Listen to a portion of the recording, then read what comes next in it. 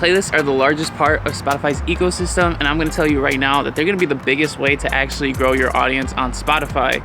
Now, there are 3 different types of playlists, and the first one we're going to talk about is listener playlists, because these are the most basic playlists, but they can help a lot. Listener playlists are made by listeners on Spotify. Any user on Spotify can make their own playlist, and you would call these listener playlists. Some of these listener playlists can have thousands to hundreds of thousands to even millions of followers, which if your songs get put on playlists by these listeners, then who knows, maybe your songs will get millions and thousands of streams. Probably not millions, more so in like the thousands. I've been on a few pretty big listener playlists with hundreds of thousands of followers, and they've generated a really good amount of streams for me. However, when it actually came to growing my audience, these playlists aren't the best for growing your audience and building a dedicated fan base. Now, no shade to any of the people that have helped me get on these playlists. I am super grateful and they have helped. But in terms of actually building a dedicated audience, a lot of these listeners on these playlists are passively listening, so they're not taking the time to actually go to your profile and look at who you are as an artist. Speaking of which, what's up, geniuses? My name is Editorial Rivera, and welcome back to the channel where you learn to show your genius. Now, if you actually want to grow your audience on Spotify, for example, this is a tomato plant. Unfortunately, because it's been cold, it's been dying off, and your music career is like this tomato plant. It's dying. Oh my gosh, this is too morbid. Your career is not dying. Sorry, your career is not dying, but it is dwindling in growth because you are not using playlists to its full potential to actually grow on Spotify. So if you want to start growing and be a better tomato plant, you need to put yourself in an environment that is actually going to grow your audience and build your music career. It's been cold out, so this tomato plant is dying, unfortunately, but if it was in the right Spotify playlist ecosystem, maybe it would have survived. And so we're gonna get you into the right ecosystem playlist, because like I mentioned, there are 3 different types of playlists. The first one we talked about is listener playlists. However, the second one we're gonna talk about is editorial playlists. I'm about to go to the gym, so follow me.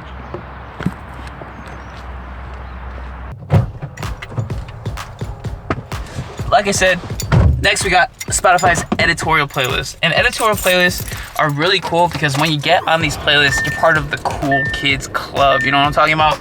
So basically, editorial playlists are just playlists curated by Spotify's editorial team, which are people that work at Spotify, that are genre specialists and music enthusiasts. Now, because of this, they are very similar to listener playlists because they're actually curated by people. However, since these people are on Spotify's team, these playlists get pushed a lot more than regular playlists because Spotify likes to promote their editorial playlists. And now these editorial playlists are based around different genres, moods, all sorts of situations. So there's literally thousands of playlists that your music can be placed on. However, to get on these Spotify editorial playlists, you must pitch your song at least a week before it comes out through Spotify for artists. Spotify is getting thousands of pitches every single day. Maybe not thousands, I honestly don't know the number, but they're getting a lot. And so your chances of getting on these playlists are not the greatest. However, I won't say it's impossible because you definitely can get on them if your music is 1, good, and 2, you are a good boy. I've been on a few of these playlists and it's really cool. It makes you feel cool, not gonna lie. It gives you this badge of like, ooh, I'm like, Spotify notices me. Oh, like, this is crazy. But it's honestly not the end all be all, because when you get on these playlists, yeah, you'll get more listeners, you'll get more streams, and you're gonna get a lot more fans than regular listener playlists provide you. However, it's still not a crazy boost in numbers. Sure, being on these playlists do help, and again, like no shade to Spotify. Like I'm so happy that I've been on these playlists before. But if you really want to grow your audience, Spotify editorial playlists aren't the playlist to go to. So, what playlist do you actually want to be part of? Let's talk about that.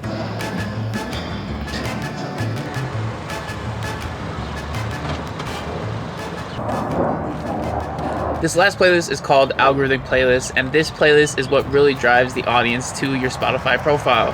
Algorithmic playlists are one of the crucial playlists in the Spotify ecosystem because they are tailored to each individual person, because nobody has the same taste in music. Just like I love Fuji Apple Lemonade from Panera, you might not like Fuji Apple Lemonade from Panera. You might like Agave Mango Lemonade from Panera. This video is not sponsored by Panera at all, but it is supported by those of you that have taken part in my Vocal Genius vocal mixing course. If you're interested in learning the vocal mixing techniques that have helped me get 4 million streams across all platforms, feel free to check it out. Link in the description. Thank you so much. So let's talk a little bit more about these algorithmic playlists. So let us talk about Spotify algorithmic playlists. What are Spotify algorithmic playlists and what do they even do? Like I mentioned, Spotify algorithmic playlists are algorithmically created playlists, and basically everybody on Spotify has different algorithmic playlists from each other. My algorithmic playlists are going to look completely different than your algorithmic playlist, and that's completely okay because that's what we want. All of the algorithmic playlists are tailored towards my taste in music, and vice versa. All your algorithmic playlists will be curated to your taste. This means that when people listen to music on their algorithmic playlists like Discover Weekly, Release Radar, and even playlists like Radio, they are more likely to save these songs, listen to them over and over again, and add them to their playlist because these songs are tailored towards their taste. And these are the playlists that you want your music to get on. However, it's not like you're just going to be on them magically. In order to serve your song to the right people in the Spotify algorithm, Spotify needs to have a good amount of data around your song to be able to know who to show this song to in the first place. And in order to get a good amount of data, you need to have people listening. And you can't just have anybody listening. If you have 100 people that listen to all sorts of different genres and then they listen to your song, then Spotify is going to be confused as to which genre this song is because all these different people are going to associate this song with different songs. And that's going to confuse Spotify. So you want to make sure that when you're driving traffic towards your song, you're getting a consistent demographic of audience, if that makes sense. For example, if you're an indie pop musician, you're going to want an indie pop audience engaging with your song because that's going to show Spotify that this song is an indie pop song, and when it gets pushed in the algorithm, it's going to show this indie pop song to people that like indie pop. And that in turn is going to give this song more traction. What? There's somebody weed whacking right outside of my studio. Sorry if you hear that.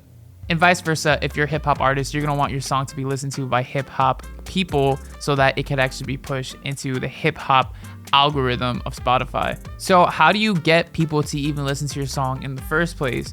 Before, I used to run ads for my music, and this was back before the iOS 14 update. The iOS 14 update, if you don't know, when you open up your iPhone and you open up an app and it says, do you want to turn off data tracking?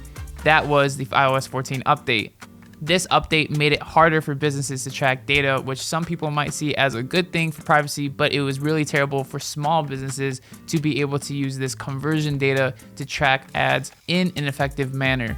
So when it came to promoting your music through Facebook and Instagram ads, the iOS 14 update kind of screwed over a lot of independent musicians. People still run ads to this day, and for me, I haven't really been able to get like good costs on ads. Some people do. I have no idea how. I have not seen anybody get it below like 20 cents. And you might be thinking 20 cents per conversion, that's crazy. Like, oh my gosh, 20 cents? Sure, I can spend that. And if you can spend that, go ahead. But I used to get like down to 6 and even like 4 cents per conversion for some songs. And that would work out freaking tremendously. However, now ads don't really work that well for me anymore because conversion costs are super high and the data that actually comes through to Spotify is terrible. The people that actually come through those ads are not really good quality data people, and it's trash. So if you want to run ads, feel free to do so at your own risk. I feel like if anything, TikTok ads are probably better suited for the music climate now. But again, just my assumptions right now. However, from what I have seen with mutual friend musicians that are on social media, posting TikTok and Instagram Reels is going to help you build your audience so that you can actually get that initial push towards your music. So if you're posting consistent content on these platforms and getting the people within your niche to actually engage with your content and listen to your music, boom, that's going to drive that good quality data to Spotify. And then in turn, that data is going to push your music into the algorithm like crazy. And this is the kind of thing that you want. So from what I can tell, making TikTok and Instagram content is the best way to build an audience at the moment. It's free, it just takes up some time, but I think it's worth it in the long run. Will this be the same in the next few years? I have no idea, but as of right now, if you're not already, try making some Instagram Reel, TikTok content based on things that you like. And I don't just mean anything that you like, obviously base it around your music, but when I say based on what you like, make content that is fun for you around your music. And if you want to figure out what kind of content to make, I have a video all about creating content for TikTok and Instagram Reels. If you want to check it out right here. Thank you so much for watching. Really appreciate it. Don't be afraid to show your genius.